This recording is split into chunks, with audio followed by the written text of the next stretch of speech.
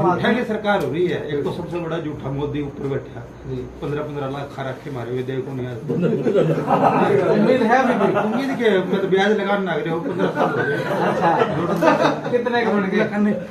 कितने बन गए? घने बन गए 4 मेंबर 60 लाख हो रहे ऊपर देख ले करोड़ से ऊपर जा रहे। क्या बोले इस सरकार ने क्या है जो भी कार्रवाई करी ना काउंसिल में सारे छोड़े लोगों को। अच्छा आईडी बनवाओ, फैमिली आईडी बनवाओ, ये बनवाओ वो बनवाओ, काम कुछ भी काम नहीं किया। आज के दिन सबसे भ्रष्ट और सबसे निकम्मी अगर कोई पार्टी है वो बीजेपी है। मैं परेशान हूँ सबसे ज्यादा। किस तरीके से? प्राइवेट नौकरी करता हूँ जी 2 पैसे बैंक में ज्यादा डाल दो टैक्स लग गए 10 महीने से घर खाली बैठे तो कोई को नहीं कुछ नहीं है भाई पैसे को नहीं आना रहता किस तरह से चला। मेरा बीपीएल कार्ड है 822 का बनवा रहा हूँ। कहाँ दिया 500 झूठी बातें सारी। मैं को मेरा 4 सिलेंडर बनवा ली मैं कहीं नहीं दिया 500 का। हमारी सोनिया गांधी से, राहुल गांधी से, खड़गे जी से, भूपेंद्र सिंह हुड्डा से और शैलजा जी मैं यही आग्रह करूंगा टिकट तो सिर्फ रामनिवास राणा को ही मिलना चाहिए, सिर्फ रामनिवास राणा को, ताकि हिसार की जनता का कुछ सुधार हो सके और सभी जनता उम्मीद लगाए बैठी इनके ऊपर। तो अब यहाँ रामनिवास राणा जी ने मतलब गर्मी के अंदर यहाँ गंदा पानी आ रहा था कोई नहीं पूछने वाला था क्या हो रहा है क्या नहीं। टैंकर आ रहे थे भाई साहब के पूरी पानी पीने के पानी के। यहाँ कॉलोनी में पूरे कॉलोनी में टैंकर जा रहे थे। नमस्कार, मैं अमित कुमार और आप देख रहे हैं सिटी बिग न्यूज। जैसे जैसे मौसम बदल रहा है वैसे वैसे चुनावी मौसम भी लगातार करवटें बदल रहा है और ऐसे ही बदलते चुनावी मौसम का हाल जानने के लिए, मिजाज जानने के लिए हिसार विधानसभा के न्यू मॉडल टाउन या मॉडल टाउन एक्सटेंशन के अंदर हम लोग पहुंचे थे। यहाँ पर आप तस्वीरों में देख पा रहे हैं कि यहाँ के एरिया के जितने भी प्रबुद्ध लोग हैं यहाँ पर बैठे हैं, बुद्धिजीवी भी यहाँ पर बैठे हैं, तो इनसे बातचीत कर लेते हैं और जान लेते हैं कि हिसार विधानसभा की अगर बात करें तो कौन सी राजनीतिक पार्टी आम जनता को भर रही है और कौन सा प्रत्याशी।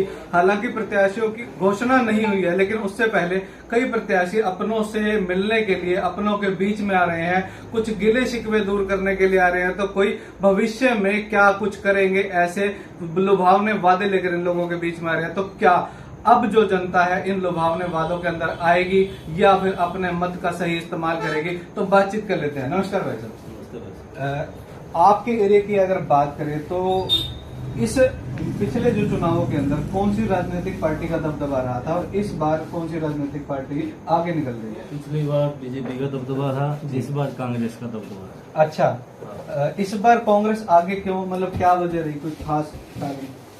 बस वैसे ही समर्थन है लोगों का। अच्छा, पिछले चुनाव की अगर बात करें तो बीजेपी की एक तरफा हवा थी, क्या इस बार ऐसी वो हवा देखने को मिल रही है या वो हवा पलट चुकी है? नहीं, इस बार वो हवा नहीं बीजेपी। क्या मन में कोई नाराजगी, कोई लोगों के मन में नाराजगी है? अच्छा, वो आपने अब लोकसभा बारे में देख लिया। अच्छा, तो कहीं ना कहीं खामियाजा भुगतना पड़ेगा भारतीय जनता पार्टी को।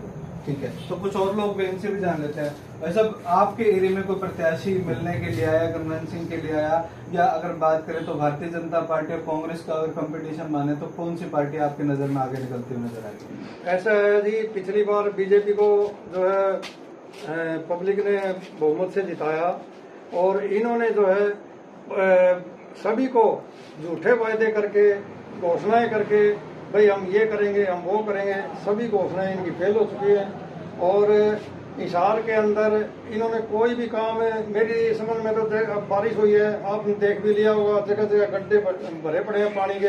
हमारा मालटाउन एक्सटेंशन में आप कह रहे हो यहाँ कोई आया है, मैं कह रहा हूँ हमारे माननीय मंत्री गुप्ता जी हैं, वो तो आज तक हमारे इस एरिया में कभी आए नहीं, इन्होंने सुध नहीं देखा ही नहीं कभी भी। गुप्ता साहब तो जहाज उड़ा रहे हैं। हाँ, गुप्ता साहब ये कह रहे हैं इन्होंने पानी की निकासी तो इनके पास हो नहीं रही और ये हवाई जहाज उड़ाने की कह रहे हैं, भाई यहाँ इतने लैंडिंग करेंगे, इतने 280 सीटर का जो हवाई जहाज उड़ाएंगे, सब हवाई बातें हैं उड़ाने, उन्होंने कुछ है नहीं इनके पास। मतलब जो चुनावी वादे थे वो सारे उड़ रहे हैं, हवाई जहाज उड़े ना उड़े। हाँ, चुनावी वादे सारे उड़ रहे हैं, अब भी घोषणा पे घोषणा हो रही है, लेकिन ये हकीकत में जमीनी स्तर पे आप देखो ना, इन्होंने क्या काम किया वो तो पब्लिक बताएगी जी। इन्होंने कुछ काम किया ही नहीं है। तो बीजेपी नहीं तो कौन?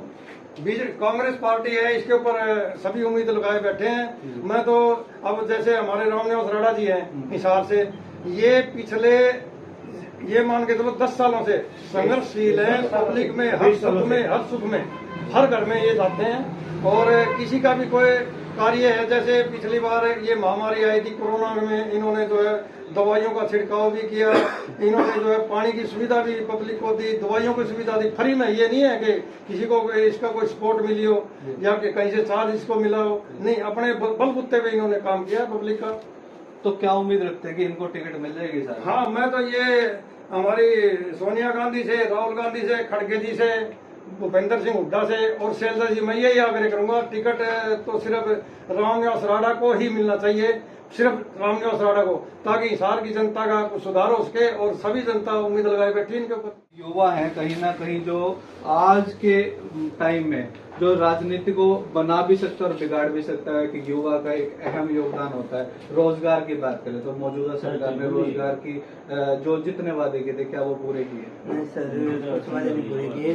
अब कांग्रेस सरकार से उम्मीद है कि कुछ रोजगारी कम होगी और कांग्रेस से उम्मीद है भाई आगे कुछ करेंगे युवाओं के लिए। और कांग्रेस ने कुछ नहीं किया, शहर का भाऊ जी आपसे जानना चाहूंगा, देखो आपकी उम्र की बात करें तो ठीक ठाक से आपकी उम्र नजर आ रही है, तो आपने कई राजनीतिक पार्टियों का राज देखा होगा, तो कौन सी राजनीतिक पार्टी आपको अब तक सही लगी? देखिए, मैं ओम प्रकाश कुंदू, मैंने चौधरी देवीलाल के साथ में राजनीति की शुरू की है। ठीक है। जिस टाइम ओम प्रकाश चौटाला कोठी के अंदर प्रवेश नहीं होता था, उस टाइम में देवीलाल का वर्कर होता। ठीक है। और मैंने 45 साल जो राजनीति की है, इन लोगों की चौधरी देवीलाल ने की। और सबसे बेस्ट अगर मुख्यमंत्री आज तक कोई रहा है तो वो ओम प्रकाश चौटाला ही रहा है। लेकिन आज दुर्भाग्य है क्योंकि वो दोनों पार्टियां आज के दिन खत्म हो चुकी है और आज के दिन सबसे भ्रष्ट और सबसे निकम्मी अगर कोई पार्टी है वो बीजेपी है। एक और स्थानीय निवासी भी हमारे साथ मौजूद है, इनसे भी बातचीत कर लेते हैं। नमस्कार भाई साहब। नमस्कार। मौजूदा सरकार के बारे में क्या कहना चाहोगे? क्या कहें, कुछ नहीं कह सकते। मौजूदा सरकार का कुछ भी कहने के लिए नहीं? कुछ नहीं है, कुछ भी कहने के, खाली वादे कर रहे हैं झूठे। अच्छा, हो रहा है सब कुछ, चल रहा है। आम जनता को कितनी परेशानी है? मैं परेशान हूँ सबसे ज्यादा। किस तरीके से? प्राइवेट नौकरी करता हूँ जी। 2 पैसे बैंक में ज्यादा डाल दो, टैक्स लग गए, 10 महीने से घर खाली बैठे तो कोई को नहीं, कुछ नहीं है भाई, पैसे को नहीं आ रहता, किस तरह से चला? ठीक है। और इससे ज्यादा क्या है? मतलब एक आधा आम आदमी की सरकार हो रही है। एक तो सबसे बड़ा झूठा मोदी ऊपर बैठा, जी। 15-15 लाख खा रखे मारे हुए, देखो नहीं उम्मीद है अभी? उम्मीद के मैं तो ब्याज लगाने लग रहे हो, 15 साल हो गए। अच्छा, कितने बन गए? हाँ? कितने बन गए? घने बन गए 4 मेंबर, 60 लाख हो रहे, ऊपर देख ले, करोड़ से ऊपर जा रहे हैं। तो मतलब कहीं ना कहीं इस सरकार को आप बिल्कुल 0 नंबर दे रहे हो, लेकिन उम्मीद क्या है, ये बना दो, PPID बना दो, ये बना दो भाई, चेक कर लो, क्या फायदा है PPID का? बच्चे वो करवाएंगे तो इनका देखो अकाउंट कितना वो हो रहा है, क्या नहीं है, क्या फायदा है उससे? मतलब ये सारे अपनी जेब में टटोल लेना, शायद 5-4 हजार रुपए किसी की जेब में पा जाए, लेकिन कागजात से जेब भरी पा जाएगी, ये बड़ी जाती है ना? वही है। तो अब यहाँ रामनिवास राणा जी ने मान लो गर्मी के अंदर यहाँ गंदा पानी आ रहा था, कोई नहीं पूछने वाला था क्या हो रहा है क्या नहीं। टैंकर आ रहे थे भाई साहब के पूरी पानी पीने के पानी के। हाँ, यहाँ कॉलोनी में, पूरे कॉलोनी में टैंकर जा रहे थे पूरी में। अच्छा, पूछो यहाँ मॉडल टाउन एक्सटेंशन वासियों से। तो उम्मीद है उनसे? उनको तो टिकट मिलनी है 100% मिलेगी। और सीट निकाल देंगे? सीट निकालेंगे, मतलब पूरा जोर लगा दो। हाँ, संविधान खत्म होने के लिए तो हम भी देंगे, सारे आदमी देंगे संविधान बचाने के लिए, तो वोट हर आदमी देगा संविधान बचाने के लिए। तो अब क्यों आ रही है कांग्रेस? इसीलिए आ रही है। सेंटर में क्यों नहीं आई? क्यों वो सीटें कम हुई? सब कुछ आप अपना राज करोगे, सब कुछ करोगे। बांग्लादेश में देख लिया क्या हो रहा है, यही यहाँ होने वाला थोड़े दिन में अगर दोबारा सरकार बनाओगे। तो कुछ और लोग भी यहाँ पर मौजूद हैं, उनसे भी बातचीत कर लेते हैं। भाई साहब, मौजूदा सरकार को 10 में से कितने नंबर? 10 में से 0 नंबर। वजह जो ना भ्रष्टाचार बहुत है सरकार में, और हम प्रॉपर्टी डीलिंग का भी काम करते हैं। रोज हमें रजिस्ट्री कराने जाना पड़ता है, जो कि 1-1.5 महीना हो गया, बिल्कुल भ्रष्टाचार, रजिस्ट्रियाँ बंद है, सरकार कुछ भी कदम नहीं उठा रही। आपने प्रॉपर्टी डीलिंग की बात करी, एक डेवलपमेंट चार्ज करके कुछ लग रहा है और NDC करके एक बहुत बड़ा मुद्दा है। टोटल घोटाला है ये, नगर निगम में भी टोटल घोटाला है। आप पैसे दो, आपका काम हो जाएगा, लेकिन ट्रांसपेरेंसी बिल्कुल नहीं है। हर जगह भ्रष्टाचार का बोलबाला है। ये कह रहे हैं हमने पोर्टल बना दिया, सब कुछ ऑनलाइन कर दिया। कुछ भी नहीं है, ये सिर्फ पब्लिक को भटकाने के लिए, ताकि पब्लिक और कुछ सोचे ही ना। पब्लिक को जा रखे इन्होंने, ताकि ये जो दुकानदारी खोल रखी CSC सेंटर, लोग बेचारे उसी में उलझे रहते हैं। बाबू जी, आपसे जानना चाहूंगा, आपने कई राजनीतिक पार्टियां देखी होंगी, उनका काम भी देखा होगा, तो पिछले 10, 15, 20 सालों में राजनीति के अंदर कितना बदलाव आया, अच्छा या बुरा? मेरे हिसाब से तो कोई अच्छा बदलाव नहीं आया। अच्छा, क्या कुछ पहले होता था जो अब नहीं हो रहा, या क्या चीजें होनी चाहिए? मैं तो ये कहूँगा कि मेरा विश्वास तो कांग्रेस पार्टी में है जी, क्योंकि इसमें बहुत भ्रष्टाचार है। बीजेपी पार्टी ये कह रहे हैं हमने बिना पर्ची बिना खर्ची की नौकरियां दे दी। नहीं नहीं नहीं, ये वैसे झूठ बोल रहे हैं। इन्होंने पैसा खूब लिया है, अपना ही मतलब काम के ऊपर ध्यान देते हैं, पब्लिक के बारे में कुछ नहीं सोचते। और खासकर कमल गुप्ता तो किसी हर तरह से जीरो है यहाँ हिसार में MLA, उसने कुछ काम नहीं किया, कोई भी काम नहीं किया।